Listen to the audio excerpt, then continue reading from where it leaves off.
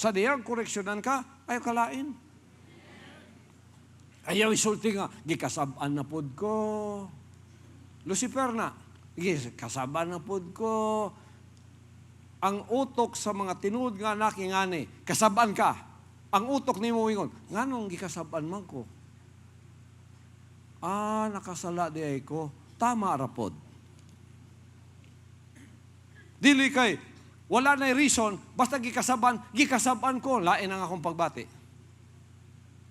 Utok, bulinaw ka, basta yung anak ka. Ngay pambulinaw, kaya napay utok. Kaya muabot ang mga ngaon sa bulinaw, sikyas na yung bulinaw. Ikaw, di mo ikyas, muha na pa.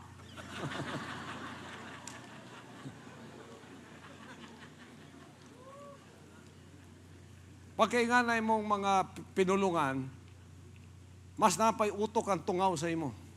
Kakita na mong tungaw. Halos di makita, di ba? Pero kabalo ang tungaw, asa mo to.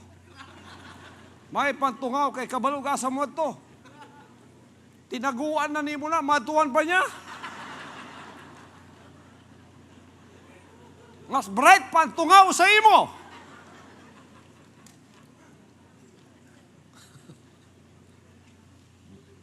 Muralag ka ng tip sa dagom kadako ang tungaw, pero upartikat utok ang tungaw. Kadugayan, nakakas publiko, di ka nakantos, adtugyo ka dito sa pinakasikreto sa imong kwarto, kuha kag dagom.